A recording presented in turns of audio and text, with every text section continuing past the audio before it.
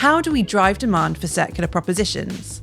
That's one of 4 action pathways highlighted in a new marketing playbook for a circular economy, created by the MacArthur Foundation and Kantar. We'll be exploring the other action pathways on the show over the next couple of months, so make sure you're subscribed so you don't miss those episodes.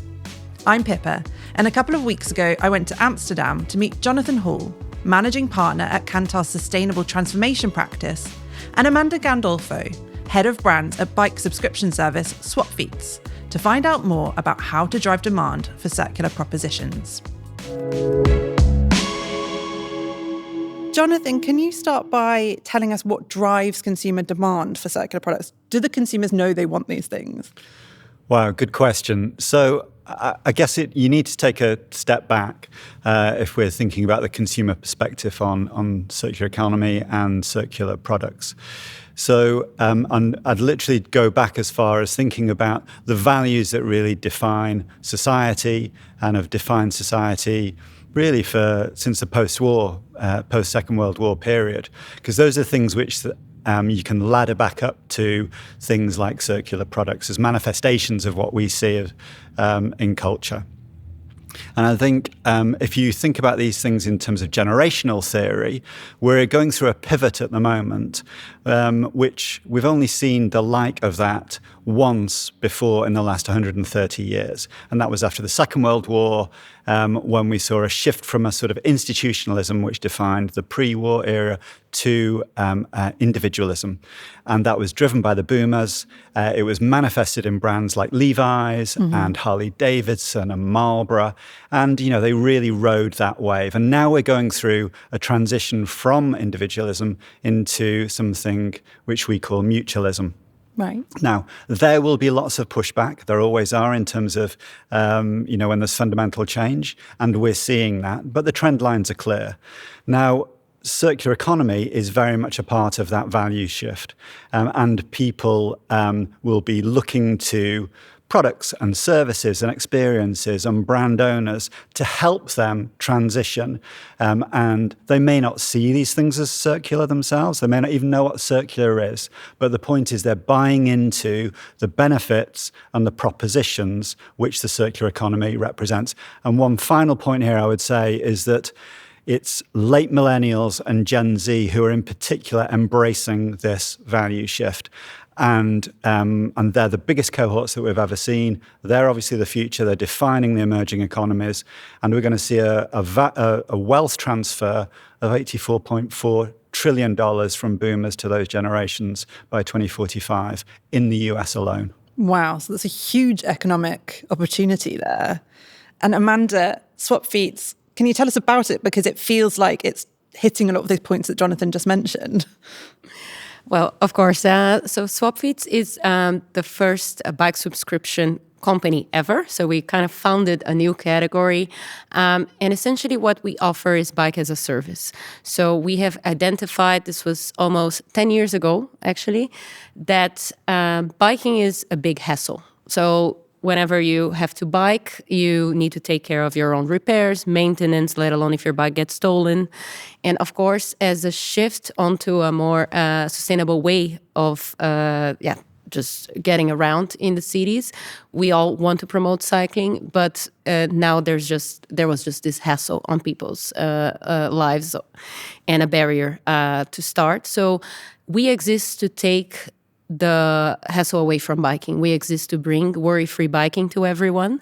And the idea is quite simple. You have your own bike, you pay per month, and we take care of the rest. So if you need any repair or maintenance, if your bike is stolen, we take care of it. And I think what we realize we're actually doing is promoting more livable cities by doing that. So the more we take the hassle away from biking, the more people are encouraged to cycle, the more our cities get livable. And we also see that we encourage a lot of people to start cycling as a result. Mm-hmm. So even in markets, so we started in the Netherlands. We are very famous here. But we have already expanded to 7 other countries, including London, in the UK, France, Denmark, Germany, and so forth. And in markets where cycling is not commonplace, this is where our service is even more important, because we take people by the hand, we explain all they need to know about a bike, and so forth. And this is where we see a massive opportunity for growth. And it's interesting, right? Because we are a circular business in our core, but that is not the thing that we are communicating, or it's not the thing that we're leading with. We are truly leading with convenience and what people want in their lives, which is cycle without worries. So with those different geographies you're talking about there, are there also different marketing needs? Because I imagine in Amsterdam you're doing less convincing of people of trying to get non-cyclists cycling, but in London it's not inherent to the way of living there at the moment. So how do you adapt to that? Interesting question. At first, of course, we are a scale-up. So it's not that we have all the resources and marketing teams everywhere to think it through every step. Mm-hmm. But one of the things that we realize its core is indeed the convenience and the worry-free part of it. So if you are in a market where people are cycling already, you do know of the hassle. So you want convenience. That's the case in the Netherlands. If you are in a market where you don't know how to cycle, you also want convenience, because you just want someone to take you by the hand. So in the end, the core human value, let's say, or need that we are addressing, it's quite similar in a way, and we do tailor communication so people feel, for example, in London, you could tell that they want to feel more confident as they cycle. So that's something that we cater to depending on the market. Yeah.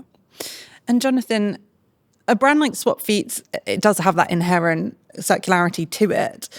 But what about other brands? Where are the blockers? When does marketing step in to that whole ecosystem?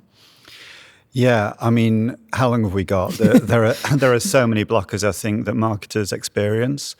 And they're both external and internal. So I think the two big external ones that we should talk about, one is the value action gap, mm-hmm. which many listeners will be very familiar with. So the gap between people's stated values and beliefs and their actual actions. And in our latest work, the gap there is 85% of people want to live a more sustainable lifestyle, 29% actually follow through. So we've still got a gap which is as substantial as it has been for the last 2 decades. So that's a real issue.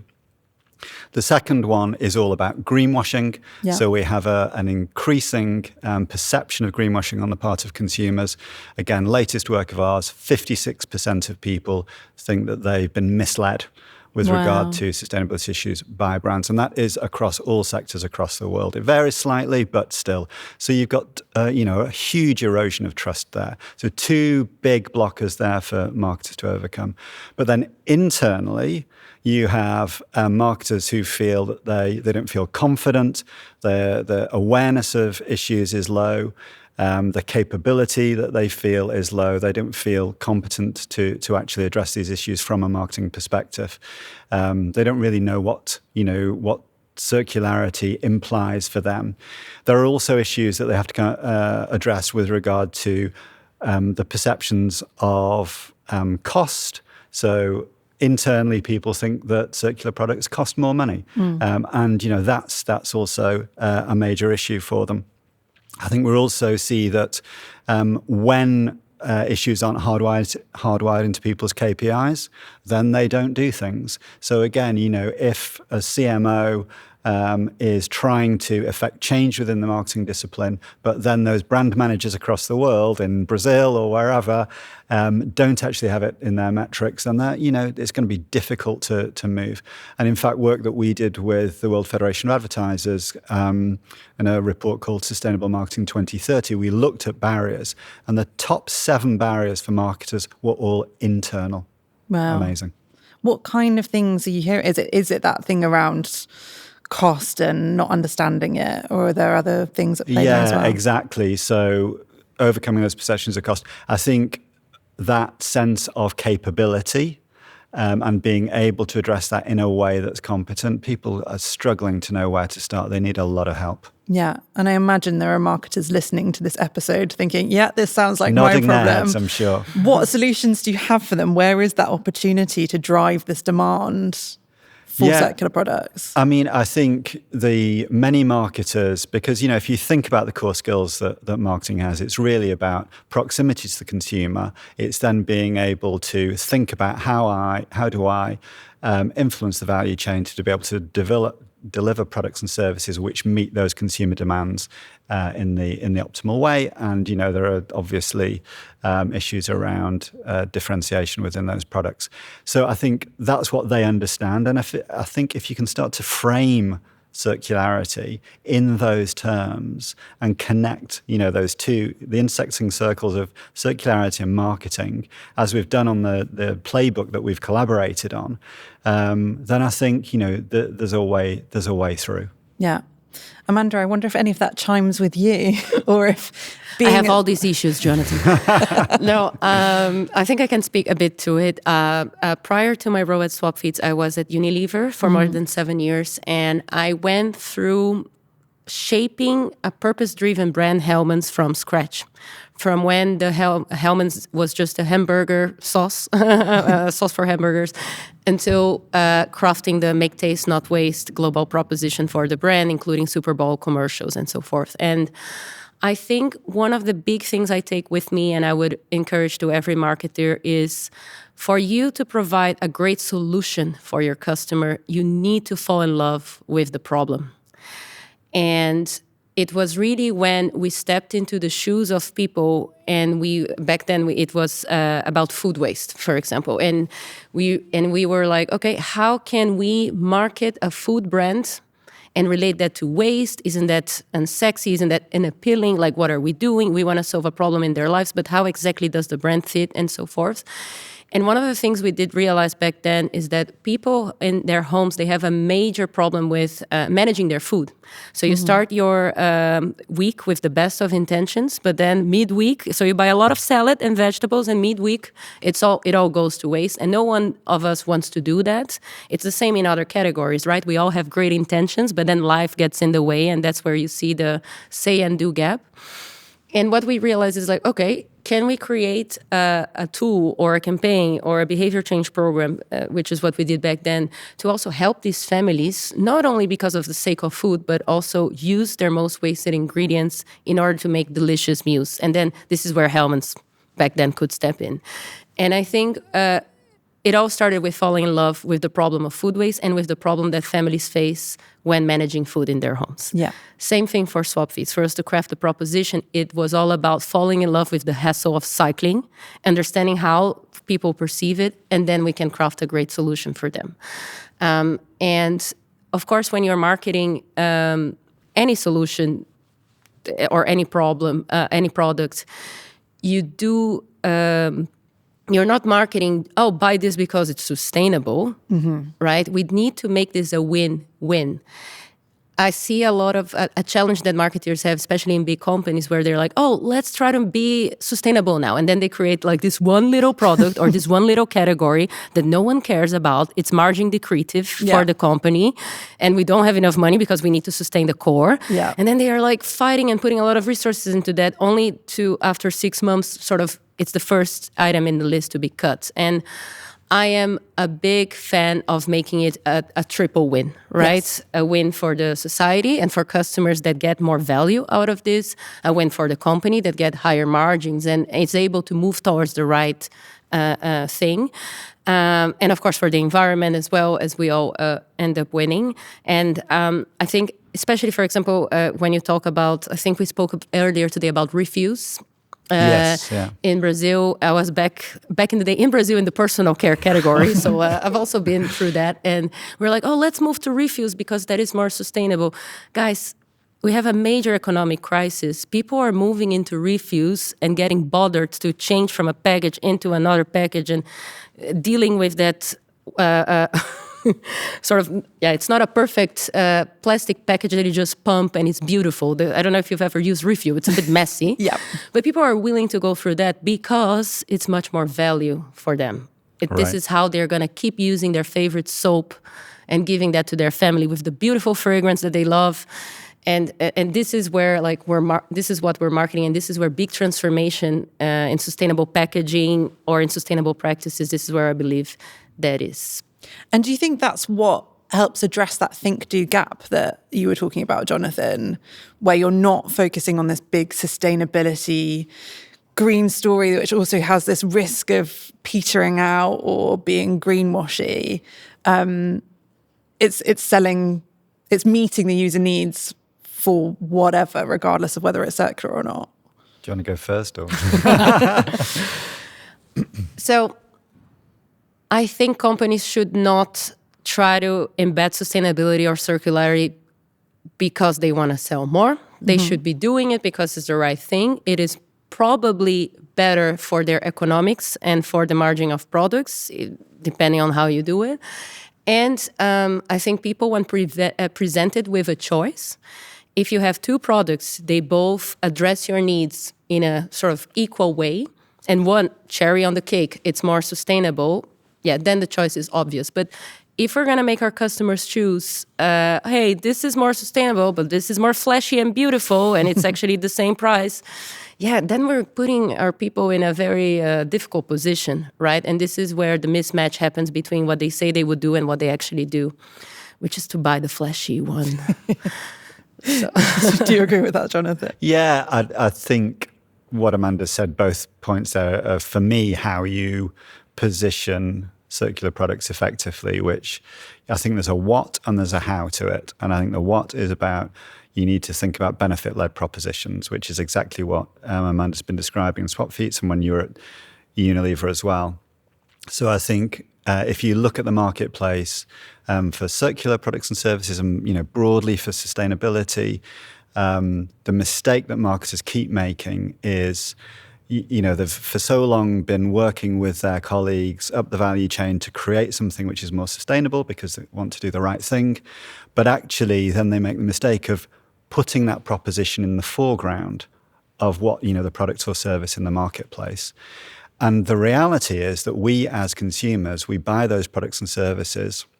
It's very well documented that there are certain category drivers that we're looking for, and they'll be to do with taste or quality or performance or whatever it is according to the sector or category. Now they don't go away just because you're buying a circular or sustainable product. You're still looking for those things. There are, of course, certain segments of consumers, we're probably those types, who will try things more than others. But we're still going to come back to products and services that actually deliver what we expect them to. Now, the trick is developing circular products which actually are circular. They are better for people, they're better for planet, but they also at least deliver parity, or ideally, they outperform existing products and services on the marketplace. So I think from a what perspective, that's what you absolutely need to do. And you can pick off those behavioral barriers in the say-do or value action gap as well, because they're easily documentable. You can do some research, you'll know they're to do with price or convenience or cost or performance, whatever it is. You can pick those off. But I think the how is often forgotten as well. And at Kantar, we have the world's biggest communications evaluation database. And what we've done is we've gone back over the last 10 years, looked at all of the ads. We have 60,000 ads a year, whatever it is, and looked at those where there is either an environmental or a social component within that ad.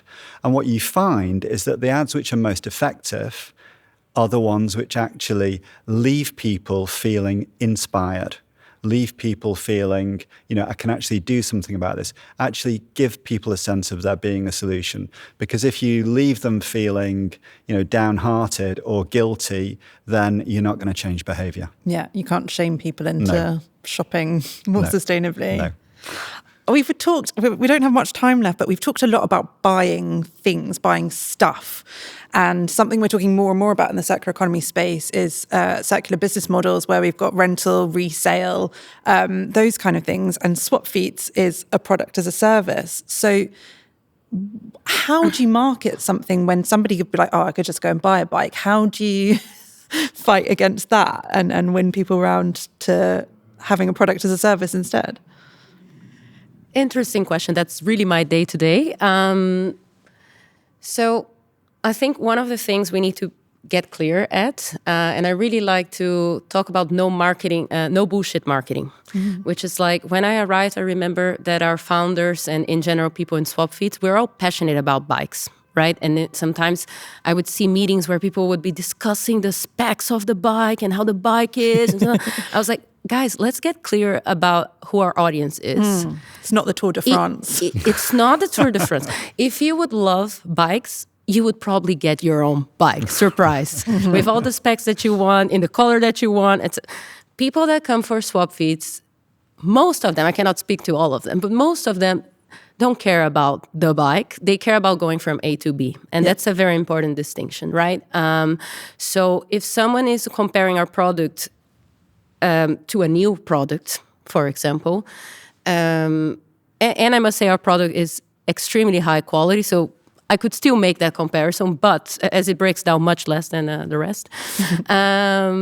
And that's an interesting thing about Swapfiets. We say that we are the only bike company that doesn't want our bikes to break because we keep it in the value chain as long as possible. So once a bike is returned, we repair it, reuse it, recycle it if it's needed, and then we give it to the next member. So it's in our best interest to learn from every bike and every repair to make sure the bikes break as little as possible, which goes a bit against us because people are like, they stay with us for 1 year, their bike doesn't break.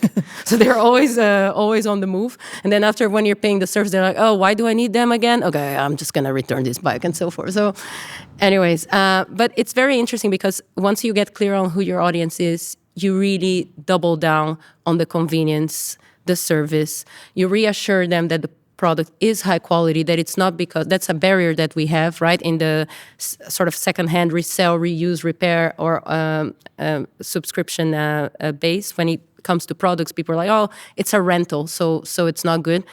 It is great, and we make sure it's great. So I would say that, reassuring people on quality, reassuring people that we've got what they need and they can have peace of mind, which speaks to Jonathan's point about we want people to feel something. We want them to feel worry-free. And in our communication, it's not only about saying, hey, it's cheaper to get a Swapfiets than to get this, or the bike is good. No, it's about the worry-free feeling to cycle with all your problems taken care of. So you might have problems in your life, but not on Swapfiets. I love that. That's a strong line.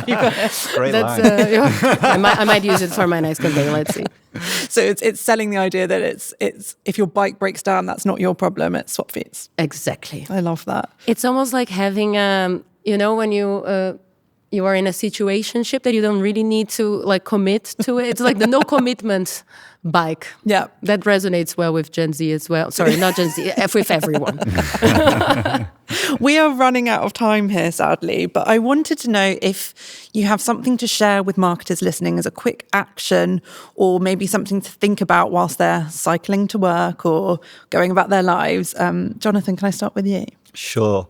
And I think one of the things that marketers struggle with regard to circular economy, once they've got their heads around it, is how do I sell it internally? And I think what we talk about to the marketing community is, a lot of those people that you need to convince don't buy the moral argument, or they aren't necessarily prioritizing it. So I think framing the conversation as a value argument for both short and long term is the way that you need to think about that. Those are the rules of the game that we know.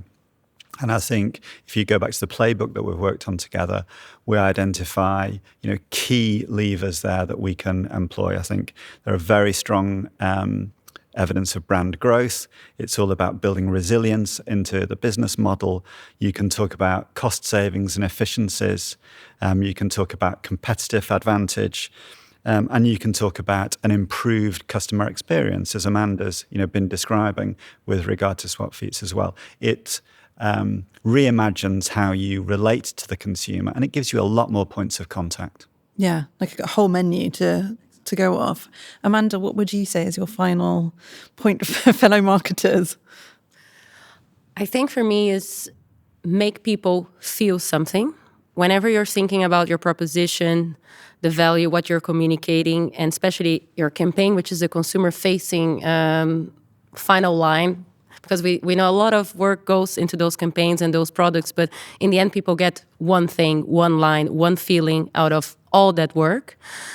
And if you're not feeling it when you're doing, probably your consumer will not feel it either. So sometimes, especially when we talk about complex subjects, either circularity or sustainability, or even explain a subscription model to someone who doesn't know about it, if you yourself, or you're trying to far-fetch, or you're trying to make it work and too many things into there, probably in the other end, it will not be well received, or people will not really get it. And sometimes an image or a video will speak 1,000 words for 1,000 words. So, but you need to believe in it yourself before you start. 100%, yeah.